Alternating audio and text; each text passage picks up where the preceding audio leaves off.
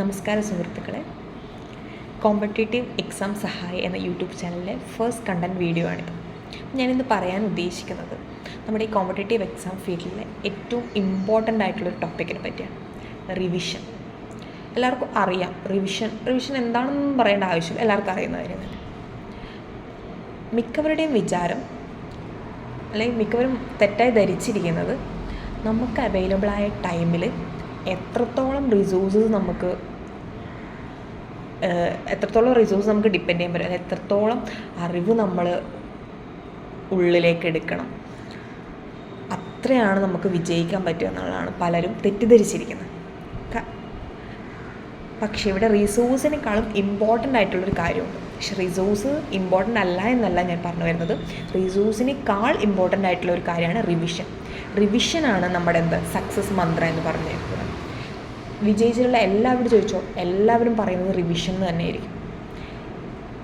അവരുടെ keystone for their success എപ്പോഴും revision തന്നെയായിരിക്കും. നമ്മൾ എത്രത്തോളം നമ്മൾ റിവൈസ് ചെയ്യുന്നു അത്രത്തോളം ആ ടോപ്പിക്കിൽ നമ്മൾ നോളജ് കൂടിക്കൊണ്ടിരിക്കും.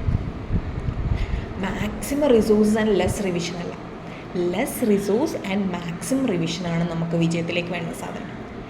അറിയാം, റിവിഷൻ ഈസ് വെരി ബോറിങ്. ഒരു സാധനം 1, 2, 3 പ്രാവശ്യം നമുക്ക് പഠിക്കാം.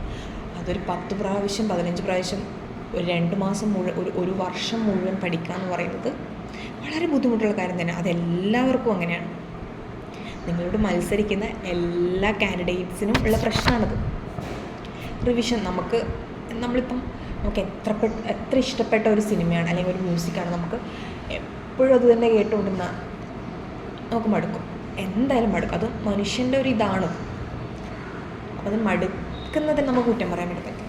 പക്ഷേ നമ്മൾ മടുത്താലും ഇതാണ് എൻ്റെ വിജയത്തിലേക്കുള്ള, ഇതാണ് ഞാൻ വിജയിക്കാൻ വേണ്ടുന്ന സാധനം എന്ന് മനസ്സിൽ ഉറപ്പിച്ചുകൊണ്ട് റിവൈസ് ചെയ്യാം. പിന്നെയും ഒരു സാധനം തന്നെ റിവൈസ് ചെയ്യാം. നമുക്കത് വായിക്കുമ്പോൾ പെട്ടെന്ന് തോന്നും, ഓക്കെ ഇതൊക്കെ എനിക്കറിയാം, ഞാൻ ഓൾറെഡി പഠിച്ചത്, പക്ഷെ തോന്നും. എന്നിരുന്നാലും റിവൈസ് ചെയ്യാം. റിസോഴ്സ് നമ്മൾ 1, 2 ബുക്കുകൾ അത്ര മാത്രമാക്കി വെക്കും. ഇപ്പം നമ്മൾ UPSC പ്രിപ്പയർ ചെയ്യുന്നവരാണ്, അല്ലെങ്കിൽ PSC പ്രിപ്പയർ ചെയ്യുന്നവരാണെങ്കിൽ നമുക്കിപ്പോൾ NCERT അല്ലെങ്കിൽ SCERT അത്, അല്ലെങ്കിൽ പിന്നെ നമ്മൾ അതിനേക്കാൾ കുറച്ചുകൂടി ഒരു അറിവ്, ഇപ്പം UPSC പറഞ്ഞാൽ ഇപ്പോൾ പൊളിറ്റിക്കൽ നമുക്ക് ലക്ഷ്മികാന്ത്, അത് മാത്രം നമ്മുടെ ബേസ് മെറ്റീരിയലാക്കി വെക്കാം.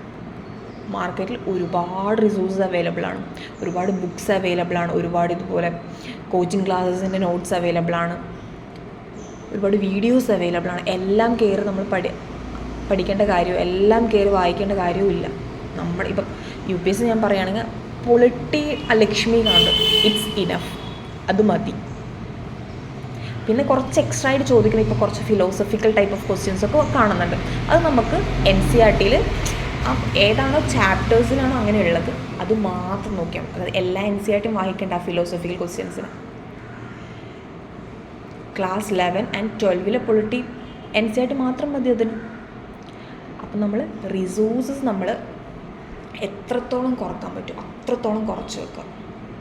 നമ്മളെ കയ്യിൽ എപ്പോഴും ഒരു നോട്ട്, ഇപ്പം ഞാൻ ലക്ഷ്മികാന്ത് പറഞ്ഞാൽ ആ ലക്ഷ്മികാന്ത് എന്നുള്ളൊരു ബുക്ക്, അല്ലെങ്കിൽ ഇപ്പം നമ്മൾ വരണം ക്ലാസ്സിൽ അങ്ങനെയാണ് നമ്മൾ നോട്ട്സ് ഉണ്ടാക്കുക. നമ്മൾ ആ ഒരു നോട്ട്, ഇപ്പം ഞാനിപ്പോൾ UPSC പ്രിപ്പയർ ചെയ്യുന്നുണ്ട്, ഞാൻ 3 വർഷമായി പ്രിപ്പയർ ചെയ്യുന്നു. അപ്പോൾ എൻ്റെ കയ്യിൽ ആ 3 വർഷമായിട്ട് എൻ്റെ കയ്യിൽ ആ ഒറ്റ നോട്ടാണ് എനിക്ക് ഒരുവിധം എല്ലാ സബ്ജക്റ്റ്. ഇപ്പോൾ എക്കണോമിക് ആണെങ്കിൽ എൻ്റെ കയ്യിൽ ഒറ്റൊരു നോട്ടാണുള്ളത്. ഞാൻ ക്ലാസ് എടുത്തിരുന്നു. അപ്പോൾ ക്ലാസ്സിന് നോട്ടും ഞാൻ ശങ്കർ ഗണേഷിൻ്റെ ഇന്ത്യൻ എക്കണോമി എന്ന് പറഞ്ഞൊരു ബുക്കുണ്ട്. ആ ബുക്കിൽ നിന്ന് എനിക്ക് വേണ്ടുന്ന കാര്യങ്ങൾ മാത്രം ഞാൻ എൻ്റെ ഈ നോട്ടിലേക്ക് ആഡ് ഓൺ ചെയ്ത് വെച്ചിട്ടുണ്ട്. അപ്പോൾ എനിക്കിപ്പോൾ എക്കണോമി എന്ന് പറയുമ്പോൾ എനിക്ക് ആ ഒരു ബുക്ക് മാത്രമേ എനിക്ക് റിവൈസ് ചെയ്യാനുള്ളൂ. അപ്പോൾ നമ്മൾ റിസോഴ്സസ് അത്രയും കുറച്ച് വെച്ച് മാക്സിമം റിവൈസ് ചെയ്യും. അത് തന്നെയാണ് നമ്മുടെ വിജയമന്ത്രം എന്ന് പറയുന്നത്. ഇതാണ് എനിക്ക് സുഹൃത്തുക്കളെ റിവിഷനെ പറ്റി പറയാനുള്ളത്. Thank you so much.